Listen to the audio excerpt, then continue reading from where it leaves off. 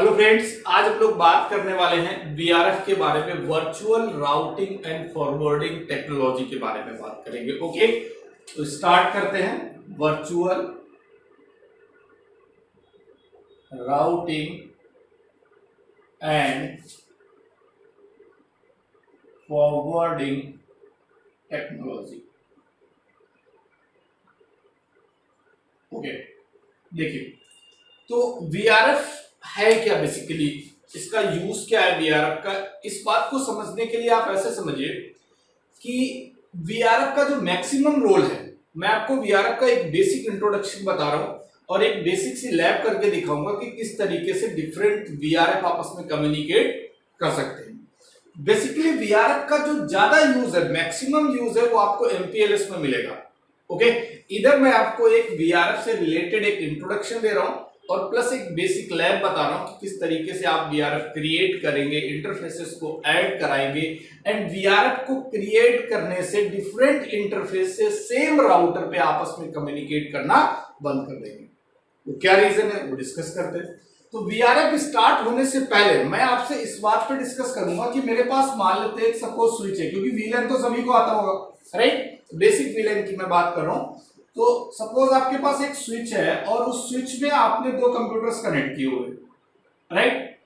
आप सबको पता है कि अगर वीलैन की बात कर रहे हैं तो स्विच पे एक पहले से जो वीलैन क्रिएट होता है वो वीलैन 1 होता है, राइट। अगर ये इंटरफेस 0/1 है और ये 0/2 है तो 0/1 एंड 0/2 दोनों ये इंटरफेस वीलैन के मेंबर होंगे। ओके, अगर मैं इस कंप्यूटर को IP 192.168.10.1 देता हूं और इस वाले कंप्यूटर को मैं 192.168.10.2 देता हूं तो दोनों ही सेम नेटवर्क के हैं, मींस आपस में कम्युनिकेट कर रहे होंगे, राइट। अब मैं 0/1 जो इंटरफेस है इसको VLAN 2 में कर देता हूं, राइट, और 0/2 इंटरफेस को मैं VLAN 3 में कर लेता हूं। जैसे ही मैंने इंटरफेसेस को डिफरेंट VLAN के अंदर ऐड किया, ये आपस में कम्युनिकेट करना बंद कर देंगे। इन दोनों के बीच में कोई कनेक्शन क्रिएट नहीं होता है।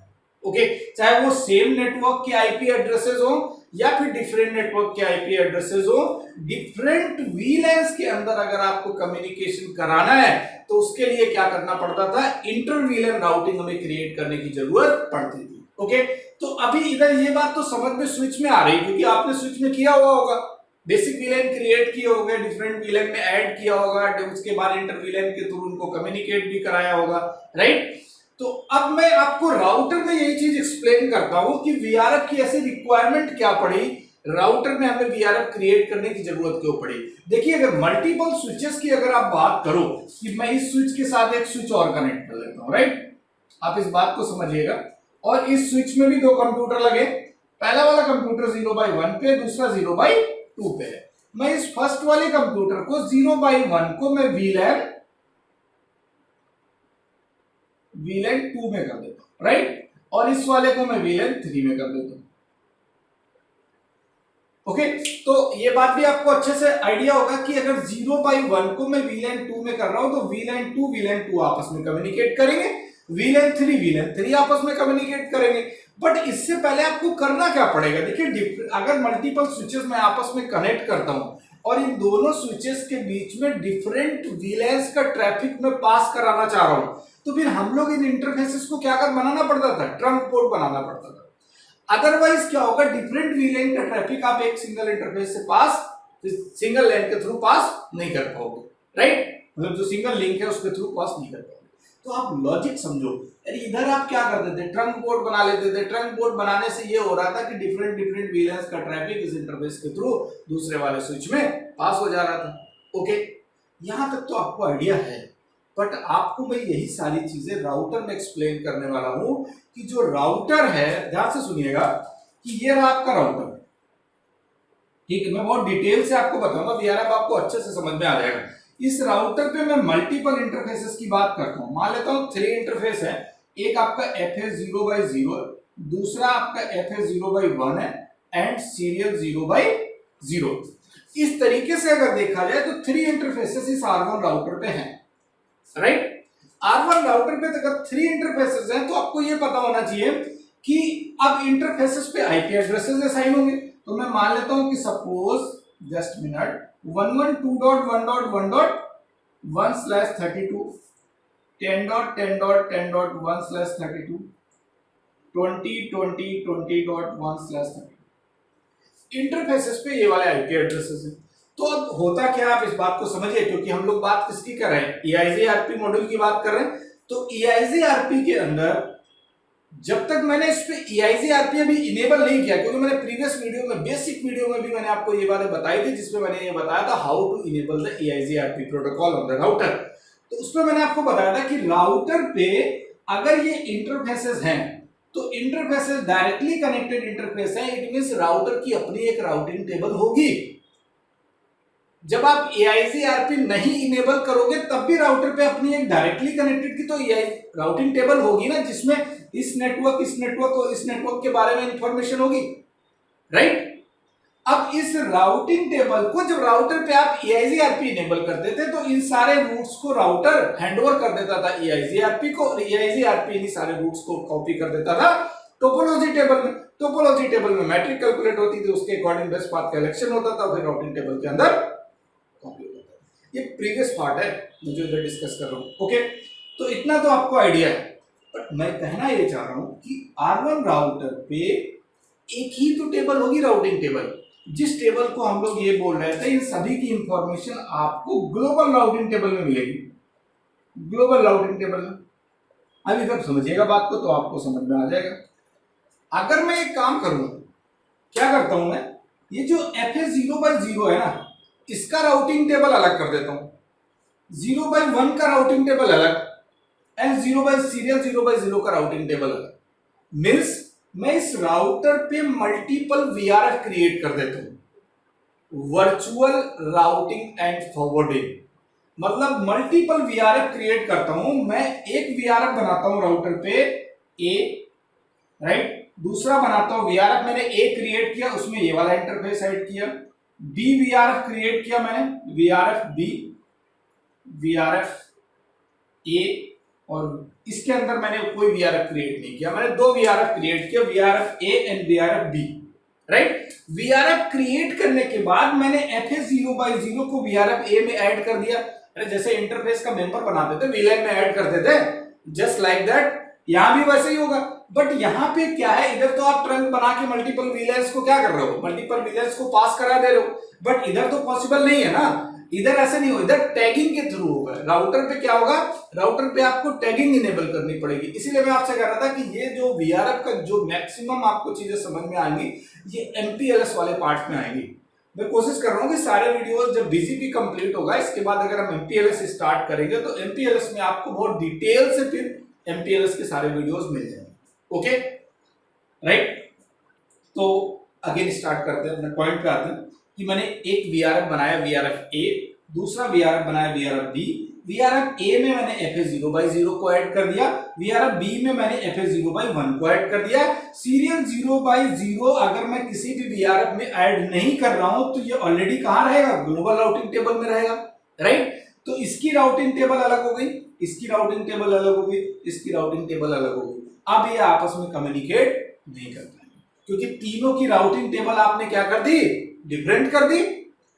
इसको तो मैंने ऐड नहीं किया, ये जहां ग्लोबल में था वही रहेगा, और इसकी राउटिंग टेबल हो गई राउटिंग टेबल VRF A, इसकी राउटिंग टेबल हो गई routing table VRF A, right. इसकी राउटिंग टेबल डिफरेंट हो गई, राउटिंग टेबल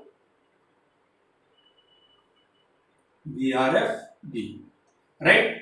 और ये ग्लोबल राउटिंग टेबल, ये ग्लोबल में, ये VRF A राउटिंग टेबल में, ये सिंपली हमने क्या किया, एक VRF A बनाया, B बनाया। सारी कमांड्स में आपको लैब में बताऊंगा, लैब में प्रैक्टिकली ये सारी चीजें करके दिखाऊंगा कि किस तरीके से VRF क्रिएट करते हैं, और उसके बाद इन इंटरफेसेस को डिफरेंट VRF में ऐड करते हो, और ऐड करने के बाद सबकी अलग अलग टोपोलॉजी आपको दिखेगी। ग्लोबल की अलग टोपोलॉजी मिलेगी, VRF A की अलग मिलेगी, और B की अलग मिलेगी।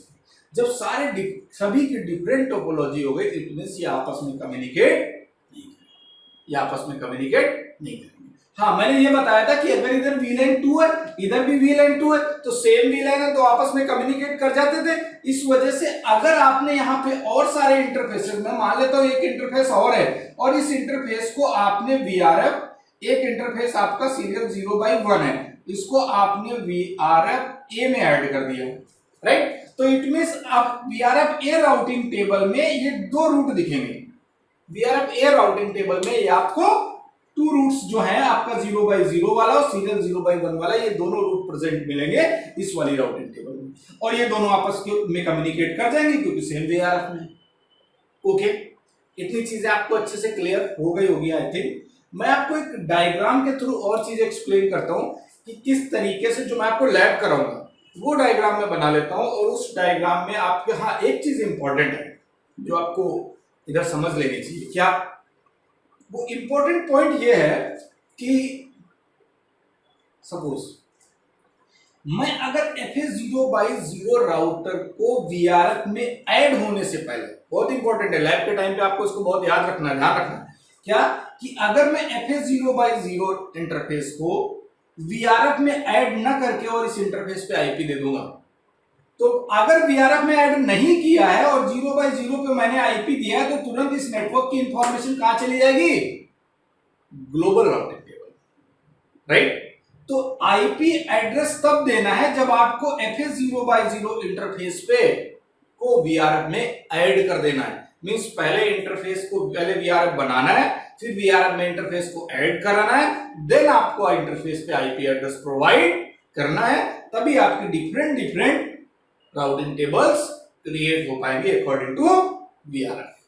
ओके, तो मैं आपको एक टोपोलॉजी क्रिएट करता हूं जो मैं आपको लैब में कराऊंगा, उसमें मैं बता देता हूं कि किस तरीके से आप अगर सिंगल लिंक के थ्रू, सिंगल फिजिकल लिंक के थ्रू आपको मल्टीपल VRF का ट्रैफिक फॉरवर्ड करना है, तो आप किस तरीके से कर पाओगे, राइट। तो VLAN वाले कॉन्सेप्ट के साथ मैंने आपको रिलेट करा के चीजों को बताया, तो आई थिंक आपको अच्छे से समझ में आ गया होगा। ओके, तो मैं आपको डिटेलिंग कर रहा हूं, जो लैब का पार्ट है वो आप ध्यान से देख लो। ओके, तो स्टार्ट करता हूं भाई। लैब के पार्ट में मैं सिंपल लैब क्रिएट कर रहा हूं, इधर बहुत कोई डिफिकल्ट लैब नहीं है, बट इस लैब के थ्रू आपको VRF का आइडिया हो जाएगा, उसकी कॉन्फ़िगरेशंस का आइडिया हो जाएगा, इसका यूज क्या है वो बात भी आपको समझ में आ जाएगी। मैंने एक राउटर लिया है, this is R1, this one is R1 and R2 को मैंने आपस में कनेक्ट कर दिया। ओके, R1 पे मैंने एक लूप बैक दे दिया है, R2 पे भी मैंने एक लूप बैक दे दिया, सपोज 20.20.20.1/32, एंड इधर मैंने कर दिया 10.10.10.1/, राइट। इसके बीच में कोई नेटवर्क आप रन करा सकते हो, राइट, बट मैं अभी पहले सिंगल VLAN के थ्रू बता रहा हूं। ओके, तो मैं ये बताने वाला हूं कि ये जो इंटरफेस है आपका, ये इंटरफेस आपने क्या किया, ये वाला इंटरफेस जो भी लूपबैक 1 है, इस इंटरफेस, इस राउटर पे आप R2 पे आए, सबसे पहले आपने बनाया VRF A suppose. Okay, VRF A बनाया, उसके बाद में इंटरफेस लूपबैक 1 को ऐड कर दिया VRF A में, इंटरफेस लूपबैक को ऐड कर दिया VRF। सिंपल कमांड्स होती है IPVRF की, IPVRF A करिए, आपका क्रिएट हो गया, IPVRF B करिए, IPVRF B कर दीजिए तो B क्रिएट हो गया, जिससे VLAN बनाते थे, VLAN 10, VLAN 20, VLAN 30, राइट, उस तरीके से ये भी क्रिएट हो जाते हैं, सिंपल है। उसके बाद में इंटरफेस भी ऐड कर सकते हो, इंटरफेस में जाके IPVRF फॉरवर्डिंग करके कमांड चला सकते हो, इंटरफेस भी आप ऐड हो जाए, बट वो लैब का पार्ट है, हम लोग लैब में कंप्लीट करेंगे। अभी जो डिटेल समझनी वो इस बात को समझनी कि अगर मैं R1 राउटर पे R2 राउटर का, मैं इधर इसको VRF A में मैंने ऐड कर दिया, इधर वाले राउटर इसको भी मैं कर देता हूँ VRF A में ऐड, क्योंकि दोनों का VRF सेम होना चाहिए, तभी आपस में कम्युनिकेट करेंगे VRF A में। मैं एक लूपबैक और ले लेता हूँ इधर, मैं ये लूपबैक 2 है, ये लूपबैक 1 है, इस लूपबैक 2 में मैं IP असाइन कर लेता हूँ 192.168.10.1/24 कर लेते हैं, और इस वाले लूपबैक को मैं ऐड कर देता हूँ VRF में, VRF B में, VRF B। ओके, तो मुझे इधर एक लूपबैक मैंने और ले लिया, लूपबैक 2 कर लेता हूं, इसका 30 में 2 क्यों ले रहा हूं, आपको रीजन अभी बता रहा हूं, ठीक है। इसको भी मैं ऐड कर देता हूं VRF B। अब आप ध्यान से समझिएगा, ये VRF A के साथ कम्युनिकेट करेगा, VRF B के साथ कम्युनिकेट करेगा, राइट। तो ये वही बात हो गई कि VLAN 2 के साथ करेगा, स्विच चेंज हो जाता है, कोई फर्क नहीं पड़ रहा है, राइट। और VLAN 3 के साथ कम्युनिकेट करेगा, ओके। क्योंकि आपने क्या किया था, दो स्विच के बीच में ट्रंक बना दिया, ट्रंक बनाने से ही क्या हुआ, डिफरेंट VLAN का ट्रैफिक उस ट्रंक के थ्रू पास हो रहा है, आपने अलाउ कर दिया, ट्रंक क्रिएट किया तभी तो पास होगा ना, ओके, अदरवाइज तो पास नहीं होगा ना, ओके। अब मैं अगर इन डिफरेंट VLANs की, डिफरेंट VRF की मैं बात करूं, तो इधर मुझे, मेरा पास तो फिजिकल इंटरफेस सिंगल है, तो सिंगल इंटरफेस है, तो मैं किस तरीके से पास कराऊंगा, तो मुझे इस इंटरफेस को क्या बनाना पड़ेगा, याद आपको आया होगा, इंटर VLAN। जब आपको इस तरीके से करते थे, देखिए जब आप लोग राउटर लगाते थे, इंटर VLAN में नीचे स्विच कनेक्ट करते थे, multiple computer, different VLAN 2, VLAN 3, इन दोनों के लिए इधर हम लोग क्या करते थे, एक ही फिजिकल इंटरफेस है हमारा गेटवे, तो इधर हम लोग क्या करते थे, सब इंटरफेस बनाते थे, FA0/0.1, FA0/0.2, तो ये सब इंटरफेस क्रिएट कर लेते थे, उस पे इनकैप्सुलेशन इनेबल कर देते और VLAN आईडी की इंफॉर्मेशन दे देते। आई थिंक आपको इंटर VLAN के बारे में पता होगा, अगर नहीं पता है तो हम लोग जब स्विचिंग का सीरीज चालू करेंगे तो उसमें आपको सारी स्विचिंग वाले सीरीज में आपको सारी चीजें मिल जाएंगी, ओके। मैं इसको हटा देता हूं। जस्ट लाइक इंटर VLAN अगर आप सोचोगे तो मुझे इन इंटरफेसेस के, अगर ये सीरियल 0/0/0 है तो मुझे .1 एंड सीरियल 0/0/0.2, ये दो सब इंटरफेसेस मुझे क्रिएट करने पड़ेंगे, और दोनों सब इंटरफेस में मुझे फिर ये सब इंटरफेस ऐड भी करने पड़ेंगे। अगर ये मैं VRF के लिए यूज कर रहा हूं तो ये VRF 1 में ऐड करूंगा और इसको मैं VRF B में ऐड करूंगा, राइट। तो आई थिंक आपको अच्छे से समझ में आ रहा होगा कि उसका बिल्कुल इंडिविजुअल आप पूरा का पूरा पाथ वर्चुअल क्रिएट कर रहे हो, इसमें VRF A के लिए अलग और VRF B के लिए अलग, क्योंकि ये वर्चुअली बना रहे हो ना, वर्चुअल बना रहे हो, एक फिजिकल इंटरफेस में आप मल्टीपल सब इंटरफेस क्रिएट करके ट्रैफिक को पास करा, ओके। तो आई थिंक आपको VRF का लॉजिक समझ में आ गया होगा। अब यहाँ पे क्या हो रही है, टैगिंग इनेबल हो रही है, यहाँ पे क्या हो रही है, टैगिंग इनेबल हो रही है। तो MPLS के अंदर डिटेल से पढ़ेंगे कि टैगिंग का मीनिंग क्या है, किस तरीके से टैग इनेबल होते हैं, टैग का रोल क्या है, वो सारी चीजों के बारे में डिटेल से पढ़ेंगे। अभी मैं VRF में आपको एक लैब कंप्लीट करा दूंगा कि किस तरीके से डिफरेंट VRF और सिंगल सेम VRF आपस में कम्युनिकेट करते हैं, ओके। प्लस मैं आपको राउटिंग भी, क्योंकि विदाउट राउटिंग तो पॉसिबल है नहीं, तो मैं आपको स्टैटिक राउट भी बताऊंगा कि किस तरीके से स्टैटिक राउट R1 से R2 के VRF के लिए हम लोग स्टैटिक राउट प्रोवाइड कर सकते हैं, okay. Thank you so much, thanks for watching this video. अगर आपको वीडियोस पसंद आ रहे हैं, सारी चीजें अच्छे से समझ में आ रहा है, तो अपने फ्रेंड्स को जरूर शेयर करिए, ठीक है। अभी इनिशियली हम लोग कंटेंट पे फोकस कर रहे हैं कि बहुत अच्छा कंटेंट आपको प्रोवाइड कर सके, right. Thank you so much, thanks for watching this video.